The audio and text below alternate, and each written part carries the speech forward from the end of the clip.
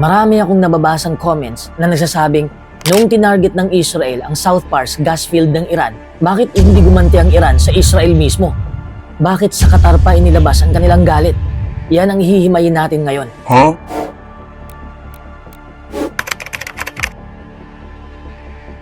Ang lahat ng tensyong ito ay nagsimula nang biglang atakihin ng Israel kasama ng US ang South Pars gas field ng Iran.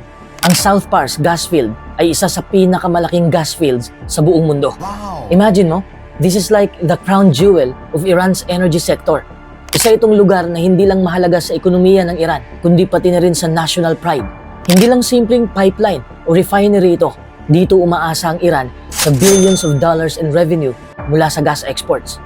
Sa pananaw ng Iran, this was a direct strike sa kanilang kakayahang protektahan ang sarili. At malinaw na hindi lang basta technical attack, kundi may kasamang psychological warfare. Kaya naman, sa loob ng Iran, ang reaksyon ay napaka-intense. Hindi simpleng basta ganti lang ang ginawa ng Iran.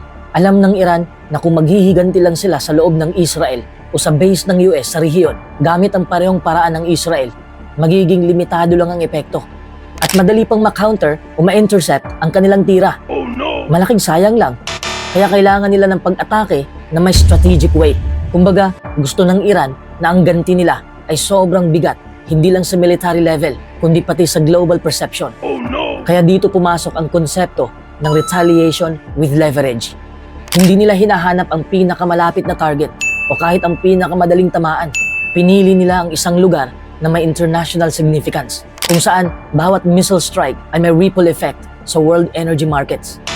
Sa madaling salita, gusto ng Iran na ipakita na kung natamaan ang ekonomiya nila, kaya rin nilang tamaan ang ekonomiya ng isang bansa na triple pa ang sakit na maidudulot.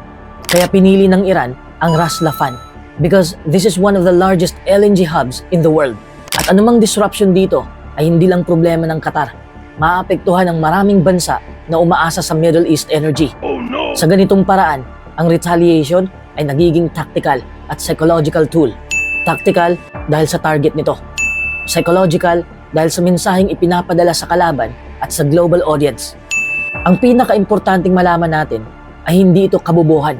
Ganito talaga ang galaw ng geopolitics. Hindi lang ito emotional revenge. Ito ay carefully calculated response. Iran is sending a signal na kahit natamaan ng kanilang energy infrastructure, they still have reach. They still have options. And they can turn the tables in ways that matter globally. Ito ang klase ng paghihiganti na may ngipin at strategy. Hindi basta-bastang tira lang ng tira, pero malinaw at napaka-engganyo rin sa media at sa political arena. Uulitin ko para mas papasok sa isip ng maraming tao. Hindi gumanti ang Iran ng diretso sa Israel sa parehong paraan ng pag-atake ng Israel sa South Pars ng Iran. Dahil alam ng Iran na kahit tamaan nila ang Israel, ang epekto nito ay limitado lang. Maliit lang ang sakit na mararamdaman ng Israel sa kanilang global leverage o energy supply, kaya mas strategic ang approach ng Iran. Hindi basta-basta ang pagpili ng Ras Laffan. Para sa Iran, ito ay strategic chess move, hindi basta-bastang tira lang. Alam ng Iran na ang Ras Laffan ay isa sa mga pinakamalaking LNG hubs at ang malaking bahagi ng global natural gas supply ay dumadaan o nanggagaling dito. Ibig sabihin, ang anumang pag-abala dito ay hindi lang epekto sa Qatar. Makaka-apekto rin ito sa mga bansa sa Europe, Asia at pati na rin sa US na umaasa sa Middle East energy. Sa ganitong paraan, ang pag-atake ng Iran sa Ras Laffan ay nagiging leveraging tool. Hindi lang sila basta naghihiganti, ginagamit nila ang target na may economic at political significance. Bukod sa economic impact, may psychological dimension rin. Ang strike sa Ras Laffan ay nagpapakita sa buong Gulf region at sa mga strategic allies ng Israel at US na ang Iran ay capable, precise at hindi natitinag. Hindi sila nagtatangkang takutin lang ang Israel sa loob ng bansa nila. Ipinapakita ng Iran na kahit sa indirect ways, kaya nilang tumama sa core interest ng mga kaaway nila sa global scale. Sa mga nagsasabing, hindi naman apektado ang Israel dyan?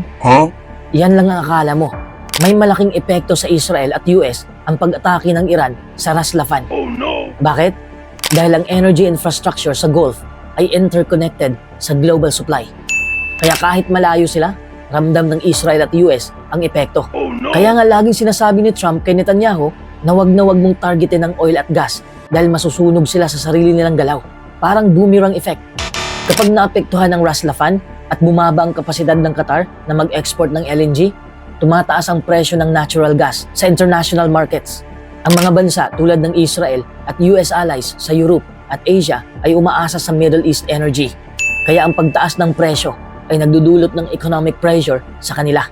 Mas mahal ang kuryente, mas mataas ang fuel cost, at may epekto sa industrial production.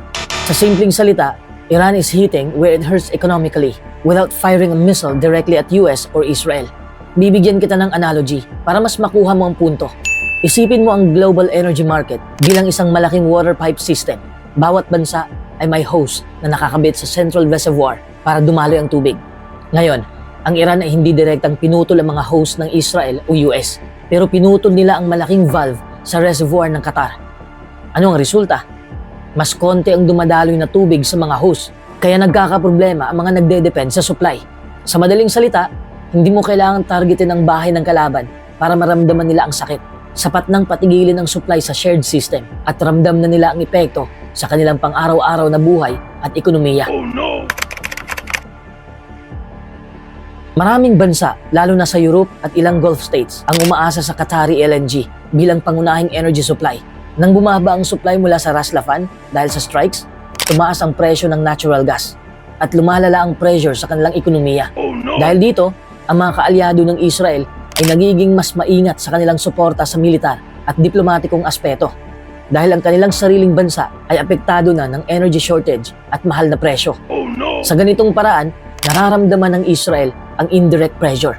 Kahit hindi nasira ang kanilang bansa o kahit hindi nasira ang energy infrastructure, nakakaapekto ito sa strategic environment kung saan umaasa sila sa tulong ng mga allies.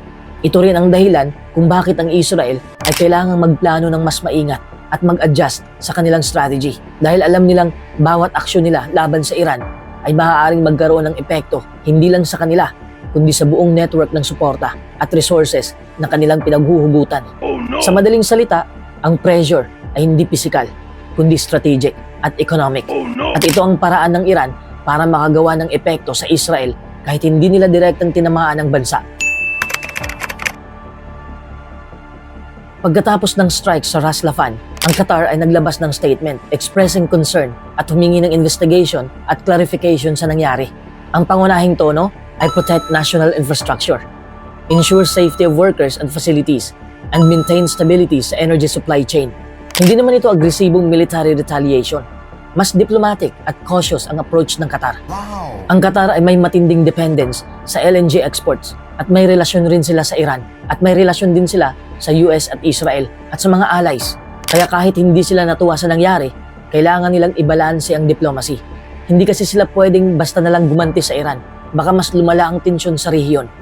Kailangan nilang protektahan ang global reputation bilang stable LNG supplier. Wow! Ito ay isang halimbawa ng gray zone strategy sa international relations. Hindi pinili ng Qatar ang open conflict dahil alam nila na ang Iran ay kaya ring mag-respond sa mga critical energy targets. Oh no! At yan ang kabuuang kwento kung bakit hindi diretso sa Israel, kundi sa Ras Laffan ng Qatar, inilabas ng Iran ang kanilang galit. Makikita natin dito na sa geopolitics, ang galit ay hindi basta emosyon. Ito ay strategy. Every strike, every move, carefully calculated para may epekto globally at economically. Oh no! Kung gusto mo pa ng ganitong deep dive analysis sa mga nangyayari sa Middle East at kung paano ito nakakaapekto sa atin globally, hit like.